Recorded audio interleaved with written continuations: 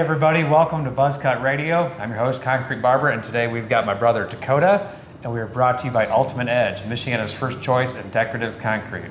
Thanks for coming, Dakota. No problem. Thanks for being part of this. And yeah, tell us a little bit about what you do and day to day and what you're into. I'm a mechanic by trade. I mainly specialize in diesel stuff, but I'll do pretty much whatever. That's what I do for a living. I work at a local fire department. So yeah, you don't work on just any normal diesel thing. No, I work on some fun stuff. Yeah, I work on fire trucks. I do that, and then I do a lot of side business working on pickup trucks.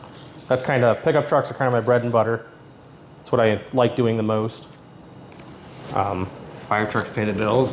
Fire trucks pay the bills, and the side work's the fun money. Man, so what's something somebody would be surprised about when it comes to working on a fire truck? What I get from a lot of people when I tell them I work on fire trucks is they say, oh, those things probably never break. They're broke all the time. That's all they do is break. That's all they do is break? That's all they do. So like what stuff is commonly broke on a fire truck? Well, it's never catastrophic stuff, almost never. It's a lot of coolant leaks, oil leaks, general maintenance stuff, brakes. It's never anything almost never super involved. But like this past week, I finished up one that I did a head gasket on, so I was pretty involved. So what's changing a head gasket in a fire truck? That's crazy, isn't it? It's not as bad as you would think. All of my stuff has inline 6 Cummins engines, and the cabs tip up on the fire trucks. It's something some people may not know, but the cabs actually tip up so you can get under them real easy and work on them. Just like a semi-truck, regular semi-truck, right? Yeah, so like whereas a hood would tilt up on a conventional semi, so the whole cab will tip up on it. Cab? Yeah, the whole cab tips up. It's like a cab over semi. Ah. So there are semis that are a similar style of cab. Yeah, the entire cab will flip up. Is there a place where you like stand in there and just work? Yeah, you just take the wheels off and kind of stand in the little cubby right there. You can get to most everything from there. If not, you can jump up on the frame rails, or they're really pretty accessible for the most part. Dude, that's cool. It gets tight. The thing that is hard to work on, not hard, but worse to work on fire trucks is the water pumps, the fire pumps. Because they're always cramped up in they're always cramped up in a cabinet, so it can be a pain to get to depending on what style doors is on the cabinet to the pump. So like they put the box of the fire truck on, and then they put the pump with is it called the water pump? I mean, it is, right? Yeah, yes, in theory, it's just a giant water pump. But when most people hear water pump, they think of the part that cools the engine. The engine. Yeah. They're just a giant water pump is all. I mean, they can flow, like all of our trucks flow 1,500, 2,000 gallons a minute. Jeez. At full capacity. Yeah, they move a lot of water. They move a lot more than you would think. So you basically had to learn to work on that style of thing also? Like that's... Yeah, and they sent me to a school out, one of the pump manufacturers is in St. Paul, Minnesota.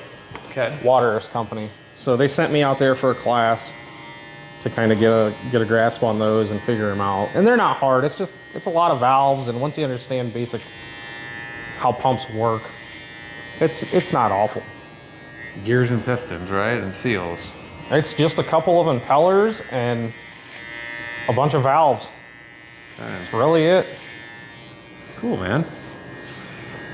So what other kind of things you do? I know that you've got a podcast of yourself. Yes. That you and a friend work on. What's that about? We just talk about being mechanics and mechanic-related stuff, and sometimes it's just mindless talking, but it's just what we do, and people are eating it up. We really like doing it. What's it called? Wrench Jockey Radio. And where do people find you at? You can find it on Spotify, Apple Podcast, and Audible. How did you guys get started doing that? We had talked about it for a while, and we just decided one day to just go for it and start doing it. So when it comes to your like personal trucks and those things, what kind of trucks do you like, and what are you working on right now? My first diesel pickup was a Dodge. I've had Dodges, but I've owned them all. I've owned Dodges, Chevys, Fords, diesel, gas. My personal trucks right now are 2 Dodge diesels and a 93 Suburban with a big block Chevy in it. Okay, why that one? That one doesn't fit the mold from... No, and it doesn't. I've always kind of wanted one of those, like that body of Suburban. And my buddy Austin had one, and he was looking to unload it, and I had a set of wheels he wanted, so we just traded. And that worked out all right. yeah, and it's there's no rust on it, so it was a good trade.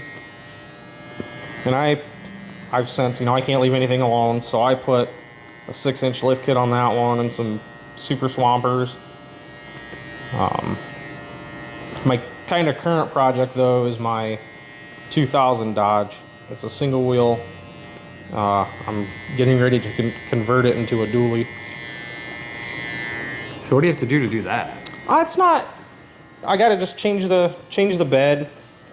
So I already bought the bed for it, and then you change the axle, and I already bought the axle. It's, I don't know, probably an afternoon's worth of work. It shouldn't be too awful. And nothing else about it matters? Like, no, it's all. Do you have to register it differently or anything like that? I wouldn't think.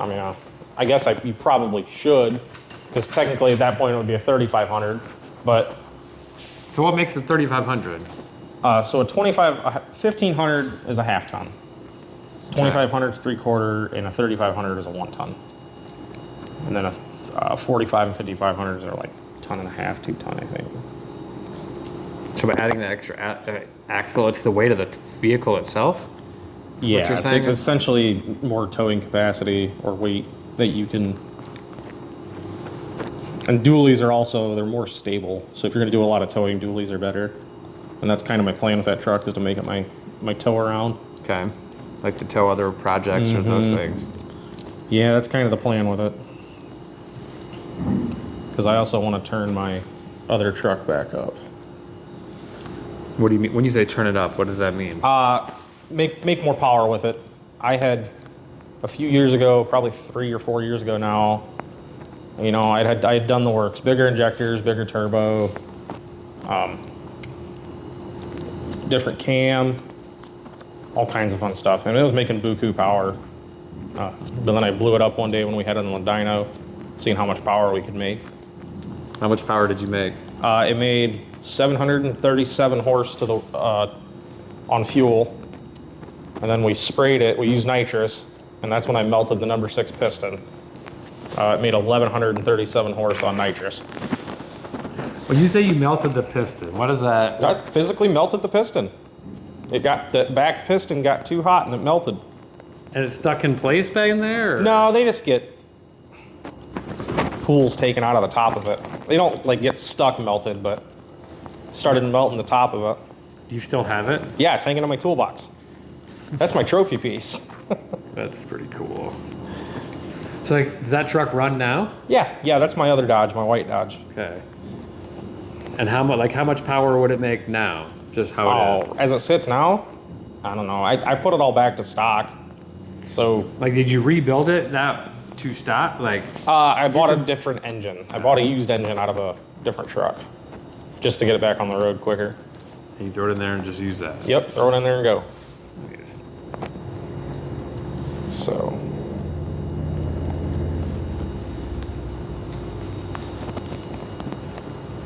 So do you have a dream with mechanicing, or you live in that dream right now and doing exactly what you're doing? My long-term goal, short-term, long-term-ish, is to own my own business, own my own shop. Okay, like mechanic shop? Mm-hmm. For pickup trucks, or? Yeah, I probably work on a little of anything, but I would mainly specialize in pickup trucks. Yeah, that's my end goal at this point. And that's why I'm trying to get this side work going and kind of build a clientele. And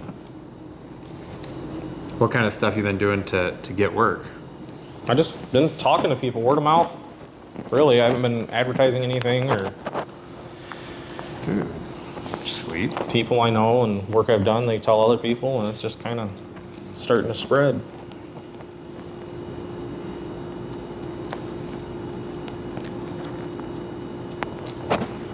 Yeah, that's been going pretty good. Who, like, do you want to work by yourself or with somebody, or how does that? I probably start out working by myself, and then once I'm established enough and get busy enough, I'd bring someone else in. But I'm assuming for quite a while it'd be just by myself. Yeah, that's what I like too. So, Do your own thing. Nobody else tell you what to do. just the customers, right? That's right.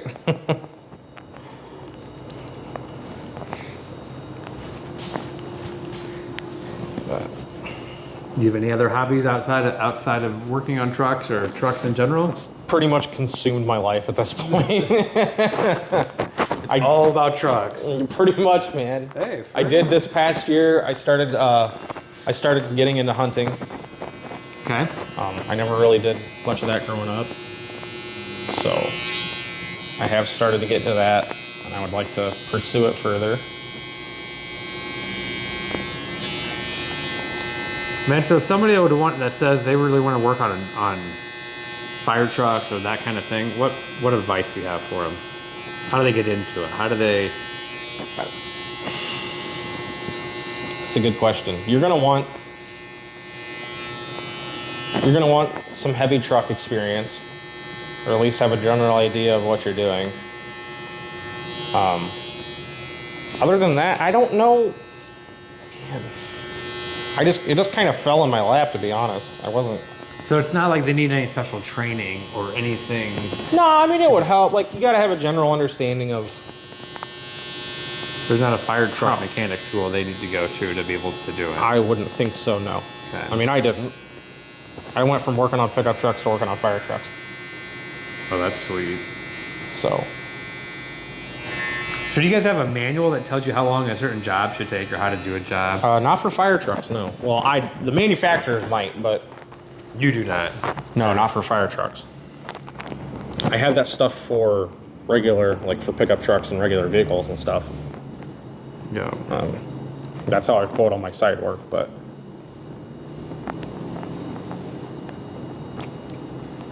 What's the best kind of side work when you get to work on it? Like something comes in and you're like, oh, sweet. Yeah, I love doing these.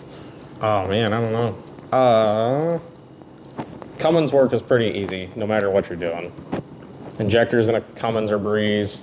Head gasket in a Cummins is a breeze. Because that's how they kind of wired it and made it that way? Yeah, and they're a straight six versus the Duramaxes and the Power Strokes are V8s. So they cram this giant engine into a small spot, and stuff can be harder to get to.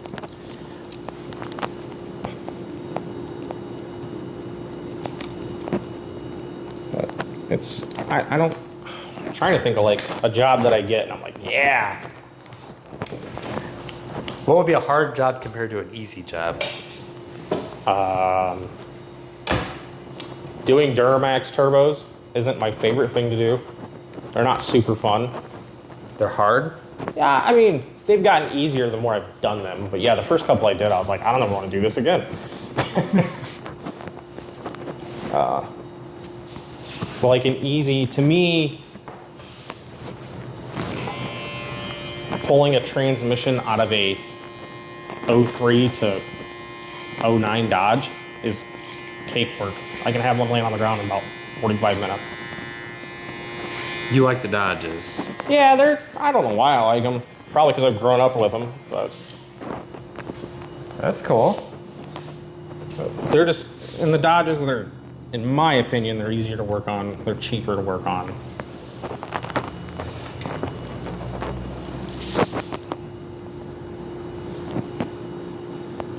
They last forever. I mean, my blue one sitting out there has 502,000 on it. It's No all, way. Yeah, Seriously? It's all original. Gosh. The truck's never had a head gasket, never had a set of injectors. Nothing. It's had one injection pump. Jeez. Yeah, I mean, that's crazy. yeah, that's what I'm saying.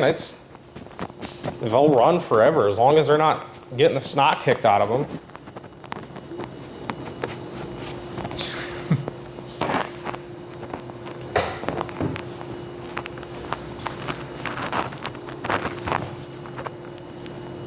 One regular summer cut. Works for me. Cool. Nice. It's way better. And so what's the best part about working on fire trucks?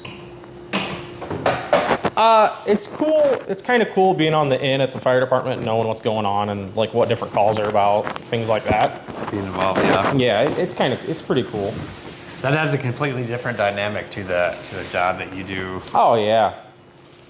So yeah, very few mechanics get that aspect of the job. Do you ever get called in like way late and have to work on a truck if it breaks down or? So there's 3 shifts at the fire department: A shift, B shift, and C shift.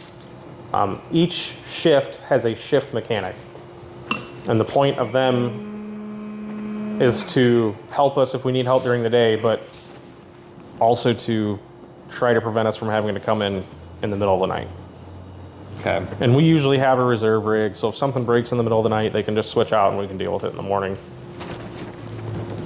I did get called at like 4:30 in the morning, 3:30 in the morning once, because their truck was on the way to a fire and it overheated. What causes that to happen?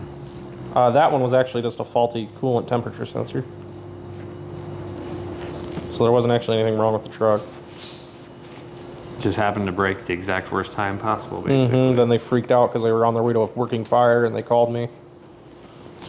So what do they do in that situation? They bring the backup rig and switch firemen, and you just deal with the one broken on the side of the road, or? It depends. They just kept driving. They actually made it to the fire. It just was showing red hot. Yeah, and it only did it for like a second. Like it went red hot, they pulled over to check it, and by the time they got back in the truck, it was fine. Okay. So they just continued on to the fire, and that's when I got there, I just went straight to the fire.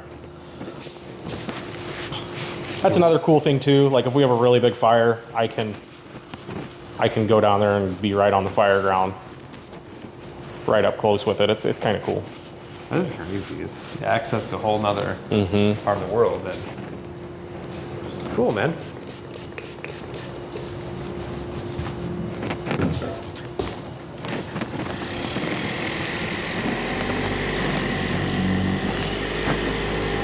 It's the best part right here. Right. Why break comes? Get this little backwards out.